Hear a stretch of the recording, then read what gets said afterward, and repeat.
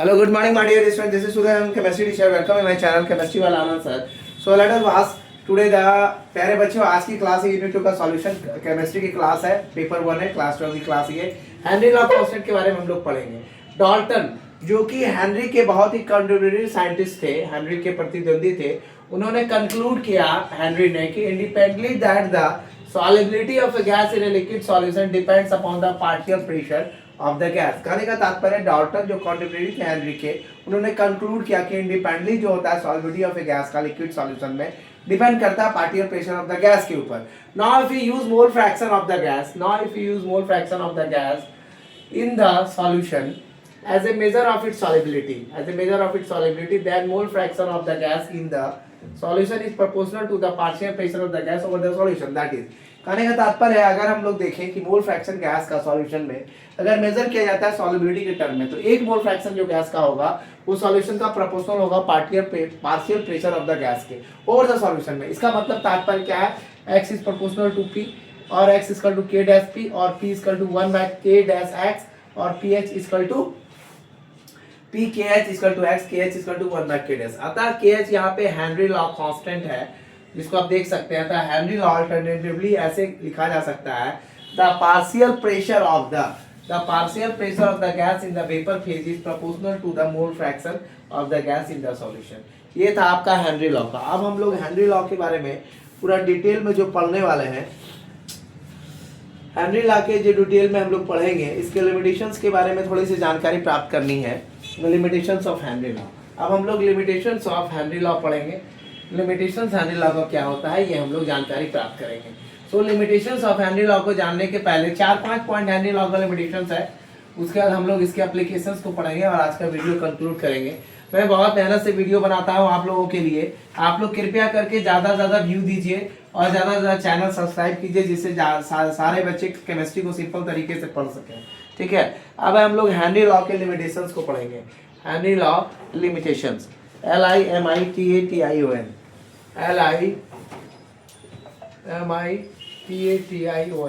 Limitations को पढ़ेंगे. अब हम लोग हेनरी लॉ के लिमिटेशंस को पढ़ने जा रहे हैं.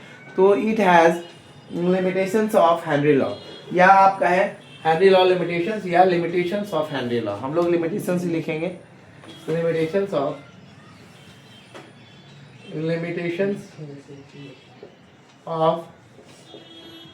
Henry's law.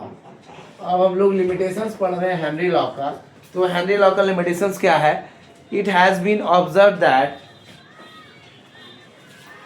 it has been observed that ये ऑब्जर्व किया गया. ठीक है, क्या ऑब्जर्व किया गया, it has been observe that Henry law is valid if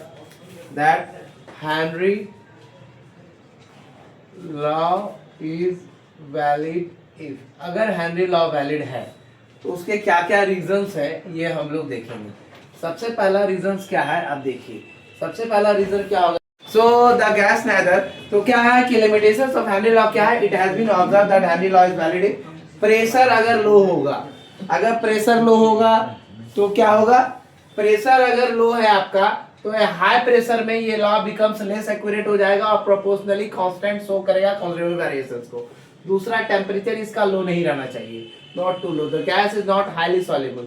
ठीक है. और तीसरा क्या है, the gas neither chemically react with the solvent. The gas neither chemically react with the solvent nor dissociates और एसोसिएट्स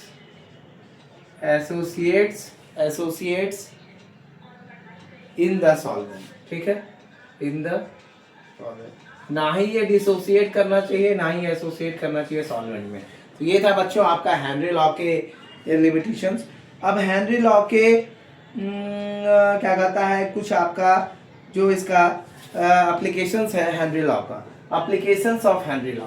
अब हम लोग एप्लीकेशंस पढ़ेंगे हेनरी लॉ का. ये आप देख लीजिए एप्लीकेशंस. मेरा 3-4 एप्लीकेशन इसका वीडियो में आगे जाके डिस्क्राइब करूंगा, बट इसके एप्लीकेशंस के बारे में जान लीजिए आप. एप्लीकेशंस हेनरी लॉ का क्या क्या है ये सारी चीजें आप जान लीजिए. एप्लीकेशंस ऑफ हेनरी लॉ मैंने प्रॉमिस किया था आज मैं वीडियो पढ़ा दूंगा. एप्लीकेशंस आज का थर्ड टॉपिक है एप्लीकेशंस ऑफ हेनरी लॉ। ठीक है, तो एप्लीकेशंस ऑफ हेनरी लॉ का अगर आप पढ़ना चाहें तो आप देख लीजिए।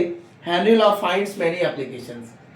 हेनरी लॉ, हेनरीज होगा, Henry law find, Henry law find many application in industry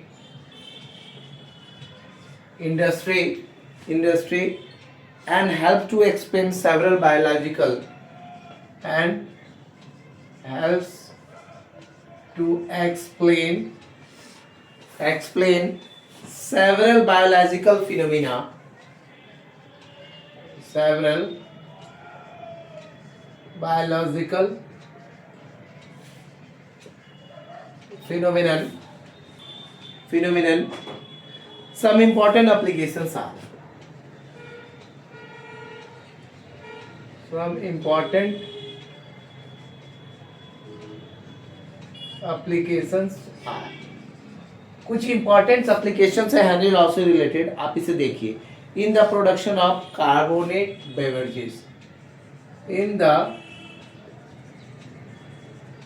production of carbonated beverages,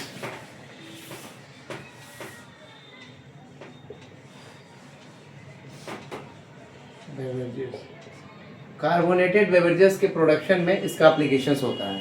तो to increase the solubility of, to increase the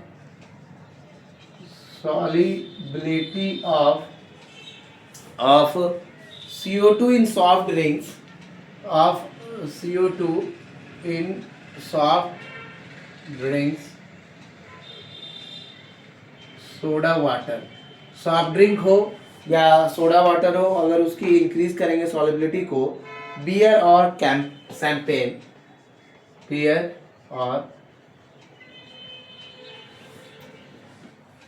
क्या होगा आपका champagne, CHAMPANE,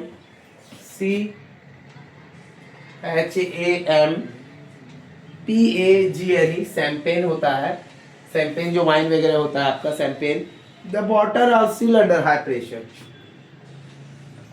the bottle are sealed sorry under high pressure. Bottle का जो seal किया जाता है वो बहुत ही हाई प्रेशर में सील किया जाता है।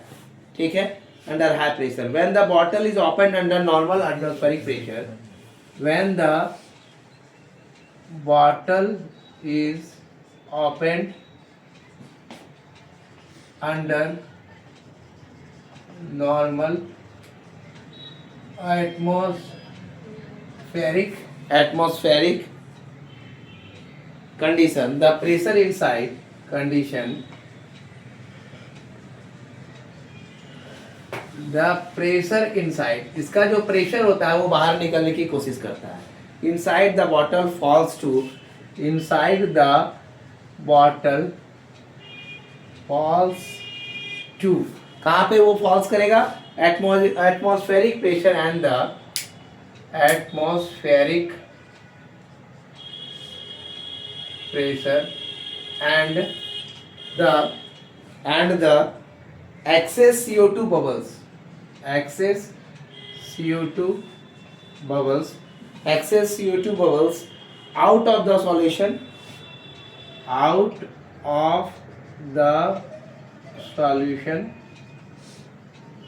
causing effervescence। क्या कहने का तात्पर्य इसका बच्चों ध्यान दीजिए आप। हेनरी लॉ ने कुछ बहुत सारे एप्लीकेशंस को फाउंड किया इंडस्ट्री में, और ये इसमें मदद की है सेवरल बायोलॉजिकल फिनोमेना में। कुछ इंपॉर्टेंट एप्लीकेशन उनका ये है। सबसे पहला जो एप्लीकेशन है हेनरी लॉ का वो है in the production of carbonate beverages to increase the solubility of CO2 in soft drink. Solubility अगर CO2 का सॉफ्ट ड्रिंक में बढ़ाना हो, सोडा वाटर में बढ़ाना हो, बियर में बढ़ाना हो या शैंपेन में बढ़ाना हो, तो बॉटल को सील किया जाता था, अंडर हाई प्रेशर से सील किया जाता है। और जब यही बॉटल ओपन होता है नॉर्मल एटमॉस्फेरिक कंडीशन में, तो प्रेशर इससे हाईली निकलता है, फॉल्स करता है एटमॉस्फेरिक प्रेशर में, और ये एक्सेस CO2 बबल आउट होते हैं सॉल्यूशन के, काउजिंग एफर्वेसेंस, के फटफटाहट करता हुआ बाहर निकलता है। दूसरा है इन डीप सी डाइविंग, दूसरा है इन डीप सी डाइविंग, जिसे आप कह सकते हैं scuba diving, SCUBA scuba diving. क्या होता है इसमें स्कूबा डाइविंग में, इसमें कैसे हेनरी लॉ मेरा सपोर्ट करेगा ये आप लोग देखिए। कहता है कि आप deep sea diver depend upon the high, deep sea diver depend upon the compress, deep sea divers depends upon the compressed, किसके ऊपर डिपेंड करता है ये, compressed air for breathing at, compressed air for breathing, compressed air का इस्तेमाल करते हैं सांस लेने के लिए, for breathing at high pressure under water, at high pressure under water. ठीक है, ये आप हम लोग सबको ही जानते हैं, नॉर्मल सी बात है। The compressed air contains Na2, the compressed air contain N2, ठीक है, N2 in addition to O2, nitrogen in addition to O2, और इसमें क्या होता है कि O2 भी इसमें मिला हुआ रहता है। ठीक है, ये भी हम लोग जानते हैं। कहते हैं which are not very soluble in blood, which are not very soluble in blood at normal blood, at normal pressure, at normal pressure, however, लेकिन तात्पर्य यह है at great depth when the diver, at great depth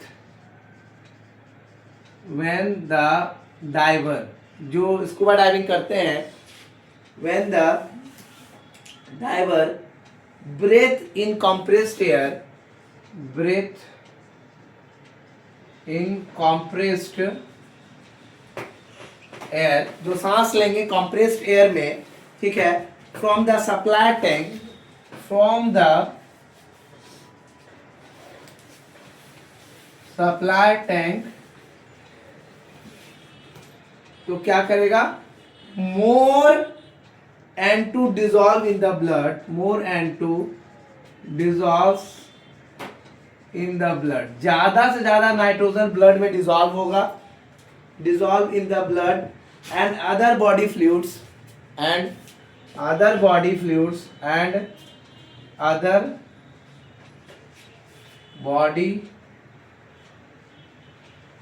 fluids जो होगा उसका, other body fluids and other body fluids, because the pressure at that depth, because the pressure at that because the pressure at that depth is far greater, at that depth is far greater, बहुत ज्यादा फार हो जाएगा, far greater than the surface of atmospheric pressure, than the surface of atmospheric pressure के, ठीक है, pressure के,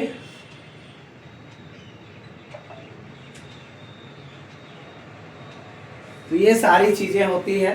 अब ये आपका स्कूबा डाइविंग होता है तो डीप सी डाइवर्स जो है डिपेंड्स करेगा compressed for breathing at high pressure under water, compressed air contain करेगा N2 को एडिशन ऑफ H2 जो कि वेरी सॉल्युबल होता है ब्लड में नॉर्मल प्रेशर पे, लेकिन ग्रेट डेप्थ पे जाने पे डाइवर ब्रेथ करेगा कंप्रेस्ड सप्लाई टैंक का, N2 डिसॉल्व करेगा ब्लड में, और because the pressure at that far greater surface of the atmospheric pressure, ये हम मान के चलते हैं।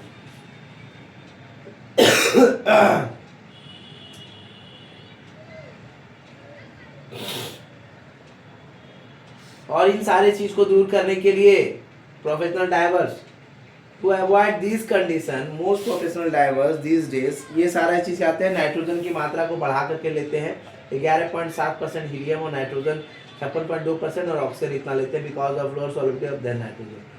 To avoid this condition most professional to avoid these conditions most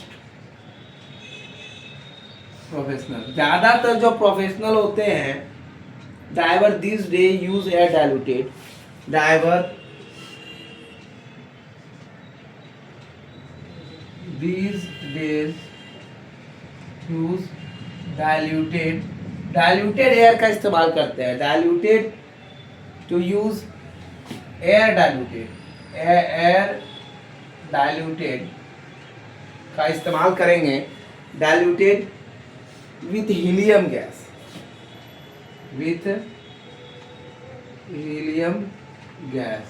जिसमें क्या होगा आपका हीलियम गैस अबाउट 11.7% आपका क्या रहेगा, हीलियम रहेगा, 56.2% N2 रहेगा और क्या रहेगा 32.1% आपका O2 रहेगा। ठीक है, O2 रहेगा because of lower solubility of helium, because of lower solubility of helium in the blood than nitrogen, in the blood than nitrogen, ये सारे चीजें होती है। तो ये आप देख लीजिए कि इन सारे कंडीशन को, यानी डीप सी में डाइवर अगर गया तो कंप्रेस्ड ब्रीथिंग में लेने में प्रॉब्लम होता है वाटर में, तो इस कंप्रेस्ड में N2 लिया जाता है एडिशन ऑफ O2 जो कि बहुत ही सॉल्युबल ब्लड में होगा नॉर्मल प्रेशर पे, हाइवर N2 डिसॉल्व हो जाएगा ब्लड के साथ और बॉडी फ्लूइड्स बिकॉज प्रेशर उस कंडीशन में डेप्थ में ग्रेटर हो जाता है surface of that positive pressure. लेकिन इन सारे कंडीशन को अवॉइड करने के लिए ज्यादातर प्रोफेशनल डाइवर आज के डेट में डाइल्यूटेड करके लेते हैं हीलियम गैस का, जिसमें 11.7 हीलियम होगा, 56.2 नाइट्रोजन होगा, 32.1 ऑक्सीजन होगा, क्योंकि lower solubility of helium in the nitrogen होगा। ये आपका सेकंड नंबर भी क्लियर हो गया। अब हम लोग थर्ड नंबर और फोर्थ नंबर पढ़ेंगे एट हाई एल्टीट्यूड्स और in the function of lungs. Eight high altitudes में क्या होगा और in the function of lungs में क्या होगा ये हम लोग देखेंगे। एट हाई एल्टीट्यूड्स में क्या होगा और in the function of lungs में क्या होगा। एट हाई एल्टीट्यूड्स में क्या होता है, एप्लीकेशंस ऑफ हेनरी लॉ में ये हम लोग देखेंगे। एट हाई एल्टीट्यूड्स में क्या होगा और उसमें भी आपका क्या होगा ये हम लोग ध्यानपूर्वक देखेंगे। At high altitude, altitude means क्या होता है कि आप पहाड़ी के क्षेत्र में जा रहे हैं, आप पहाड़ पे जा रहे हैं जहाँ पे हवा का दबाव बहुत कम रहता है, ठीक है, वहाँ पे नसें फटने के चांसेस रहते हैं, मुंह से ब्लड आ जाएगा, नाक से ब्लड आ जाता है। बहुत ही ऊंचाई के जगह पे जाने पे क्या प्रभाव पड़ता है, उसमें हेनरी लॉ कैसे मदद करता है, ये सारा एप्लीकेशन हेनरी लॉ का बहुत ही कारगर है आज के डेट में और बहुत ही हेल्पफुल है और आज के डेट में मॉडर्न टेक्नोलॉजी में इसका इस्तेमाल बखूबी तौर पे किया जा रहा है। You can see that different types of application of now these days used in the Henry law. So my dear student, it is quite clear about the Henry laws और मैंने Henry law आज खत्म कर दिया। हम लोग इसके बाद का जो टॉपिक पढ़ेंगे, ठीक है, vapour pressure of liquid solutions पढ़ेंगे, vapour pressure of liquid solutions पढ़ेंगे। उसके पहले कुछ क्वेश्चंस वगैरह है और एग्जांपल्स वगैरह हम लोग बनाएंगे। तो तीसरा जो इसका एप्लीकेशंस है ये देखिए एट हाई एल्टीट्यूड्स, तीसरा जो एप्लीकेशन है eight high altitudes, ALTITUDS, high altitudes पे क्या प्रभाव पड़ता है हेनरी लॉ का, ये भी आप इसका एप्लीकेशन देख लीजिए। At high altitude the partial pressure of O2 at high altitude, partial pressure of O2, partial pressure जो O2 का होगा is less than that at the, is less, ये लेस होगा, is less than that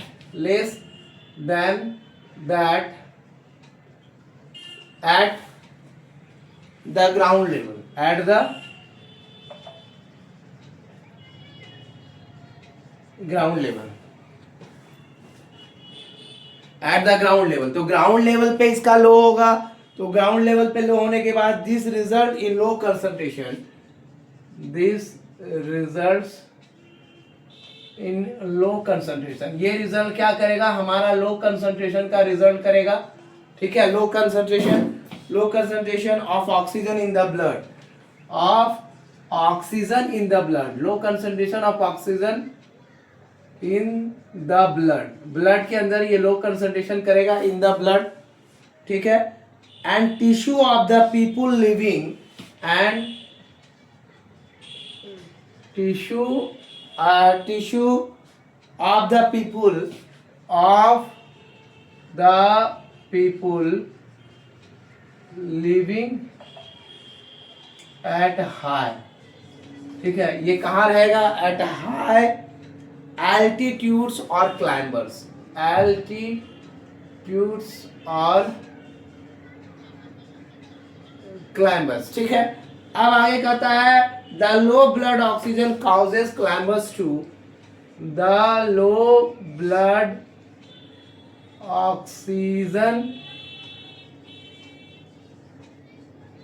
causes climbers to, क्या cause करेगा climbers को, climbers to become weak and unable, to become weak and unable, unable क्या करेगा, and unable, think clearly known as, think clearly known as, क्या कहलाता है ये, anoxia, ANOXIA, anoxia नामक बीमारी ये क्रिएट होगी। तो ये क्या कहता है, एट हाई एल्टीट्यूड्स में क्या हो जाएगा, हाई एल्टीट्यूड में पार्शियल प्रेशर ऑक्सीजन का लेस हो जाएगा ग्राउंड लेवल की तुलना में। ये रिजल्ट क्या करेगा, low concentration of oxygen in the blood tissue of the people में, जो लोग हाई एल्टीट्यूड्स पे रहते हैं या जो क्लाइंबर्स होते हैं, तो इस कंडीशन में ब्लड ऑक्सीजन काउज करेगा क्लाइंबर्स को, और ये बिकम वीक हो जाएगा और सोचने समझने की शक्ति कम हो जाएगी, जिसको हम लोग एनेक्सिया नामक बीमारी कहते हैं। चौथा और लास्ट है in the function of lungs, चौथा और लास्ट है in the function of lungs. Lungs के फंक्शन में भी हेनरी लॉ का एप्लीकेशन का इस्तेमाल होता है। In the functions of lungs में कैसे इस्तेमाल होगा, to minimize the painful effects of deep sea, to minimize the painful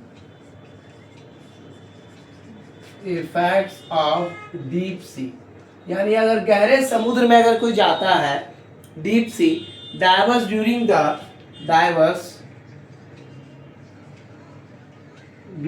the, ठीक है, ड्यूरिंग द डिकम्प्रेशन,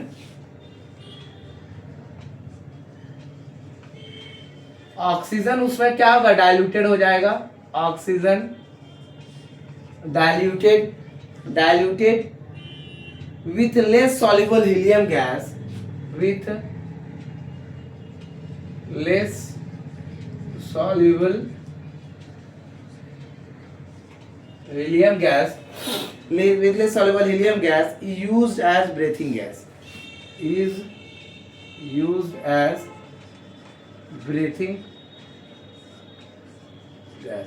तो ये था आज का वीडियो आपका, आपने देखा in the function of lungs में मिनिमाइज पेनफुल इफेक्ट्स को डीप सी में जाने पे डाइवर्स का, ड्यूरिंग द डिकम्पोजिशन जब होने लगे डाइवर्स को, जो तैराक होते हैं, ठीक है, तो oxygen diluted with the less soluble helium gas से डाला जाता है, जिसको ब्रीथिंग गैस के रूप में इस्तेमाल किया जाता है। तो आपने देखा एप्लीकेशन ऑफ हेनरी लॉ में सबसे पहला देखा इन the production of carbonated beverages, दूसरा आपने देखा in the deep sea diving, scuba diving में, तीसरा आपने देखा एट हाई एल्टीट्यूड, और चौथा आपने देखा in the function of lung. Thank you for watching my video. This is Suryan, chemistry teacher. Welcome my channel Suryan Teaching. Give more views, like and share, and subscribe to my channel. All of you. Thank you, all of you.